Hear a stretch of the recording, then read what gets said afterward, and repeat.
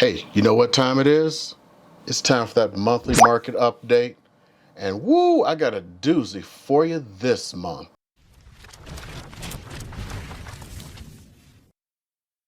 Hey everybody, it's Eric.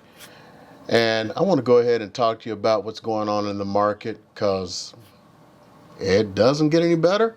But you know what? I got all the news out there for you. So let's start talking. And I want to talk to you like a regular person out there. And you know what? Guess what? Jet with an afterburner. I don't know if I'm going to hear it tonight. But hey, let's get to some of the stuff I want to talk about. Hey, how's the market doing before we get into the numbers? And I'm going to see how much longer this is going to go on because I got some new little stuff I want to put out there. So first thing, housing. We're still down to about 2-week inventory. And market is still brisk. But, opportunities are still out there. And I just got off of a little live on Facebook with somebody, and they were talking about their market. Now, this one it just blew me away. They're in Massachusetts. They were talking about their market, and there are 6,500 homes available in the entire state of Massachusetts right now. Not Boston, Massachusetts. The entire state of Massachusetts. They have 6,500 homes. Wow. It just blew me away. That there's 6,500 homes. I thought we had it bad. So all those people who sat on the fence a year ago, 2 years ago, talking about they thought the housing market was going to fall. Yeah. How'd that work out for you? Hope you had a good time. Because, I don't think that worked out for you very well. So, I just wanted to put that one out there. Because, it didn't work out that great. And here we are. But you know what? No one could have predicted that we would come to this. No one. Anyone who said that, they're lying. I couldn't have predicted it because, let me be honest with you.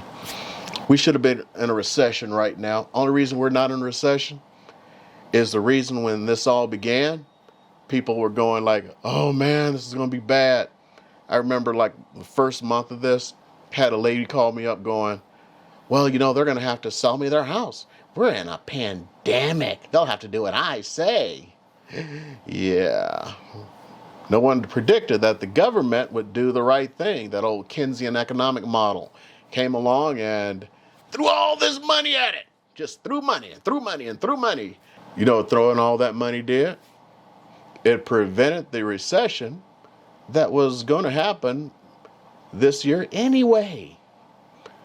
And not only did it prevent it, some people came out better off.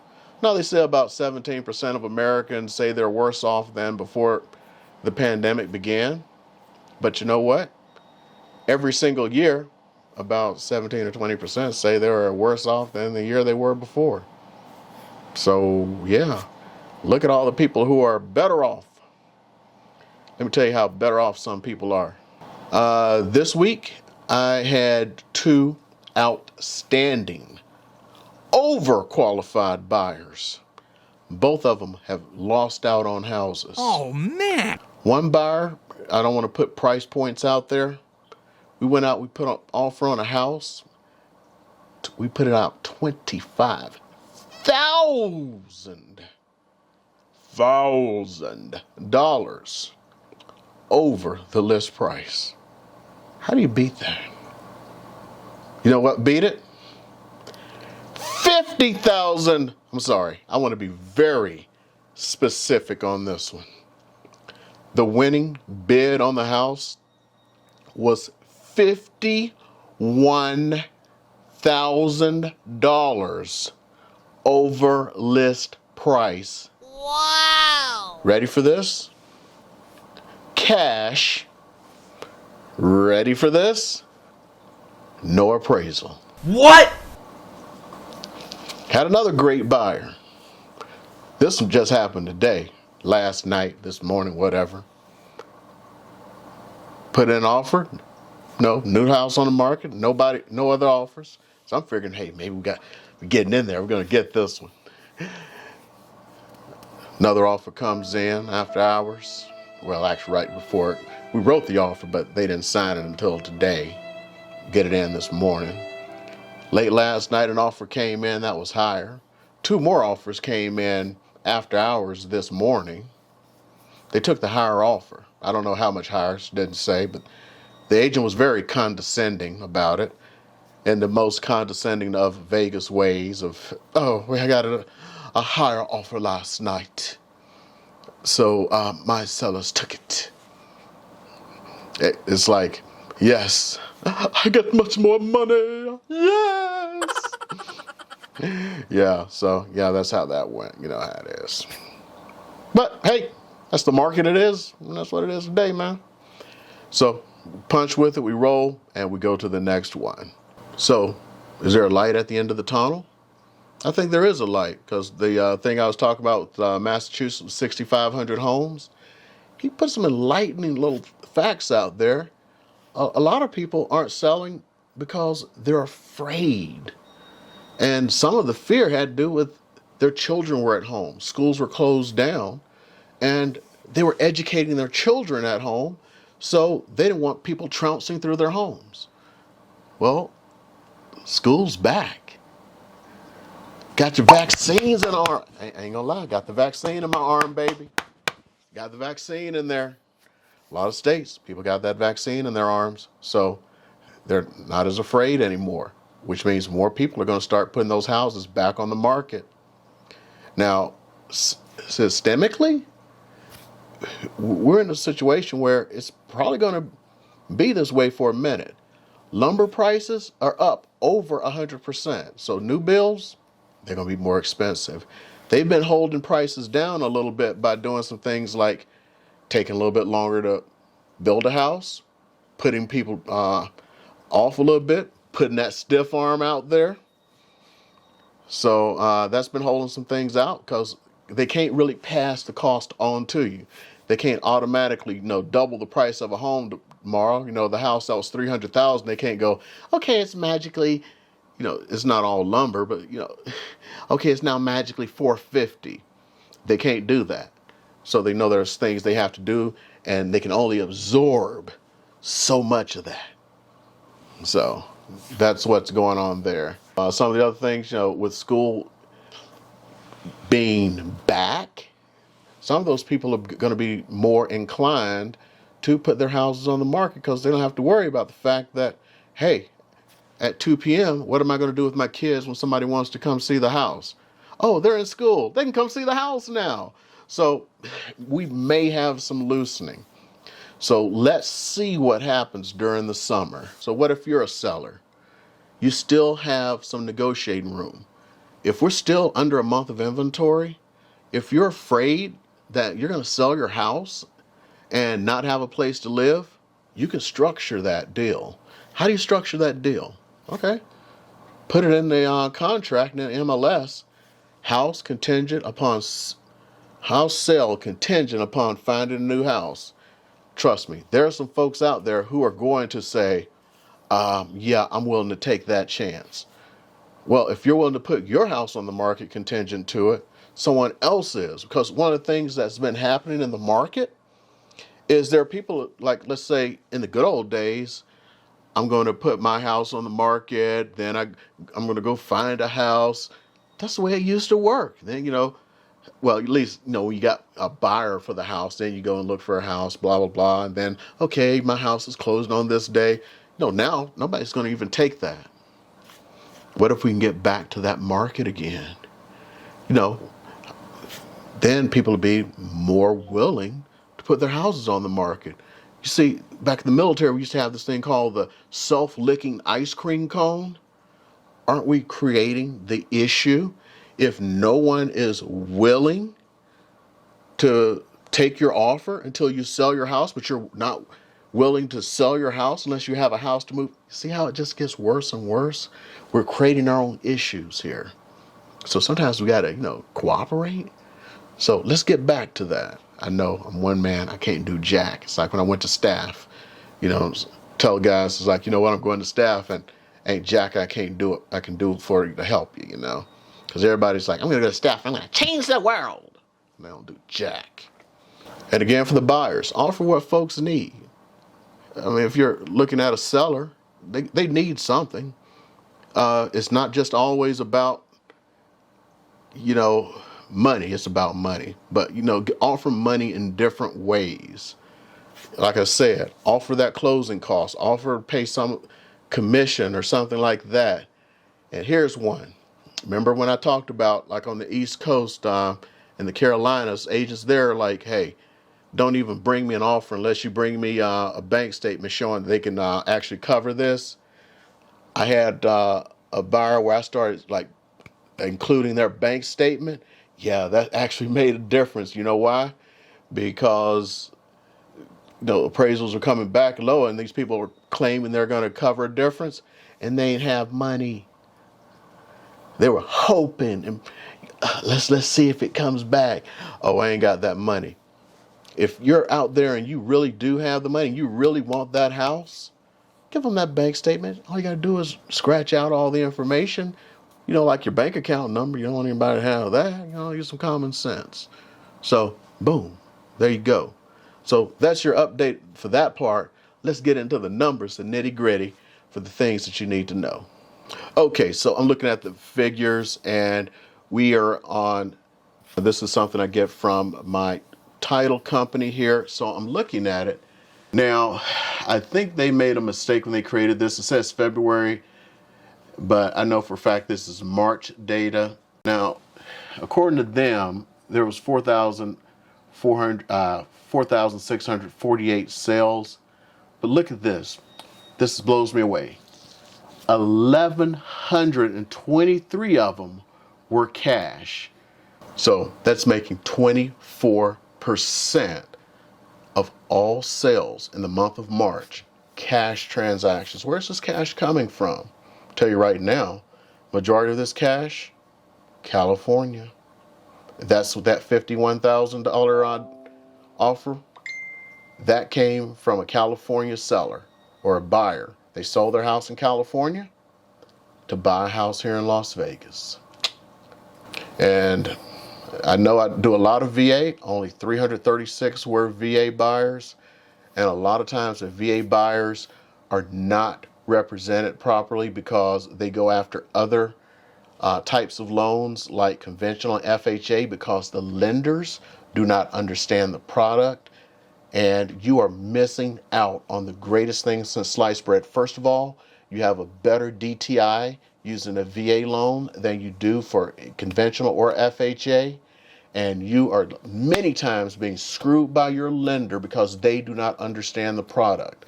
If you're out there and you're a veteran and a lender tells you you need to use a conventional FHA loan, call me up and I'll put you with somebody, or at least discuss it with me. Or even if you don't discuss it with me, I'll put you in contact with a veteran-friendly lender who can discuss it with you, because so many times they're just trying to do something that's easy for themselves. And easy, yeah, there may be a button that's called easy. Easy for them may be costing you money. Don't get screwed like that, because a perfect example is on an FHA loan. There's mortgage insurance on that. And on top of that, there's 1.75% upfront that you got to pay when you get the loan. And the mortgage insurance on FHA loan never goes away. And the interest on a VA loan is lower. Dude, don't do that to yourself. Don't do it. In here. Now, what's really cool going into this is if you look at this, resales, aka the houses you normally buy, 99.3% of them were regular sales. Short sales, only 0.25% were short sales, and 0.4% were REOs, also known as foreclosures. What does that mean? That means only less than half, a little more than half, less than 1% were distressed sales. That means we have a very, very healthy market. Most importantly, it means that all those people going like, well, I want to try to look for a foreclosure to save money. I want to look for a short sale to save money. Stop that. Stop that. Stop that now. You know why? Those are lending institutions run by smart people with MBAs. They're not going to give you a house. The only reason those things are short sales and REOs are because they're messed up. The majority of people who are buying those things are investors. Okay? I'm going to tell you a little secret. When you see those ads about foreclosures and buying distressed properties, they're traps. They're meant to trap you. Here's how they trap you. You go in there thinking you're going to get a sweet deal, and then you see what you're going to get. Either they're going to be selling for the same price as a regular house, or they're a crap box. Oh no! A money trap that only an investor can handle. A contractor. Most of these guys are contractors. And then, oh man, I can't get that. And then you know what you're doing? You're buying a regular house. Matter of fact, they teach that in courses on how to get buyers. Tell them they're going to get a foreclosure and save money so you can close them on a real house. Boom. Truth bomb. Hope you love that one. Okay, now I'm going to start this week. Let's not start with Las Vegas this time. Let's start with Henderson. Everyone loves living in Henderson. And right now we are showing that down in Henderson, the houses. We are looking at the median price of a house in Henderson is $556,000, spending 21 days on market, and inventory is down. Look at that. 344 median rent. Well, who wants to rent in these days? Because rent are going up because the rent is too damn high. And look at this. This thing actually shows like this. What do we get here? 82, showing it as a strong seller's market. And those were houses. Now let's look at the condos. Of course, you know, those are a little more reasonable to folks. So the median price on the condo is $240, and inventory is down on those. Also, rents on the condos are about $1,400, and we are still in a seller's market for the condos. Next, we are going to Las Vegas itself. Got an 81, so still a seller's market in Las Vegas. Median price $455,900. That still seems a bit high. Now let's see here, and we are look at that inventory, just down $1,437. Rents $1,850. Oh my goodness, you can buy a house for that. Let's check out the condos. Still a seller's market, but not as strong as the house. Looks like way more people love houses. $230 on the condos. Inventory still down there. $1,275 to rent a condo. And head over to North Las Vegas and see how things are going there. Oh my goodness. 92. So it is a strong seller's market, but hey, prices are way better. Median price of $340. Inventory is still down. Rent is still too dang high at $1,850. The next report I want to go talk to you about, this one's put out by LVR, which is the Las Vegas Realtors. We are going to start with the housing snapshot. See, this is the part I don't like about statistics. All these people come out with their own little stuff, and it always seems just a little bit different. But just going by that, I don't want to sit here and be a statistician and put all this stuff together. It is showing that for housing units, have 3,726 sold. Single family, for new units on the market, we have 3,566 and 1,772 available with half a month of inventory. Oh my goodness. Median price of the unit sold is $363. It is just going up. And for the new listings, the median price is $385. Those of you who are observing, these are all-time highs. All-time highs. Prices have never been this high in Las Vegas, but this is what frightens me the most. This is compression. If you look at where prices are, like let's say at the top of the market of the last great hike that we had in the 2000s, let's say a house that was $1 million back then, that house has not hit $1 million yet. But wait a minute, if we're at all-time highs, how come that house hasn't hit $1 million? The houses that are now like 700,000, those are the former $1 million houses. But they're 700,000 now. Riddle me that, Batman. So how are we at such high prices? That's because the lower price houses are way up, which means fewer and fewer people can afford houses. So people who could, you see what I'm saying? The $700,000 houses used to be the $1 million houses. And the last thing, by the way, those $700,000 houses were the $400,000 houses at the bottom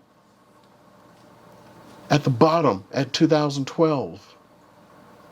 The $400,000 houses now were the $85,000 houses at the bottom.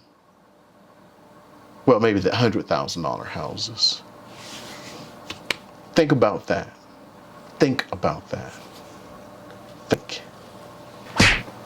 Going on to condos and townhomes. 998 sold. Median price, $194. New listings, who cares? Still about a half a month of inventory. Just ridiculous. You know what? I'll just let you look at the market statistics because it's just making me angry. And it's sad. It's sad. You just look at this stuff. You just scroll through it. It's absolutely sad. You know, you own a home and you're about to sell it, you're cool. If you're trying to, buy a house, you're in bad luck, man. No matter what, with all the things that have changed in the market, yeah, you are at an advantage right now if you're a seller, and I do mean an extreme advantage. And you are a little bit behind the curveball if you are a buyer. But you know what? There is still a market, and there is hope. More people are starting to put their homes on the market right now, and maybe that will normalize things because as the prices have reached all-time highs, more people are putting their homes on the market now. And some of the things that are happening is because more people are getting that shot in the arm, and more kids are in school. That is helping out a little bit. So with that, go ahead and hit that subscribe button and go ahead and watch the next video over here. Okay, guys?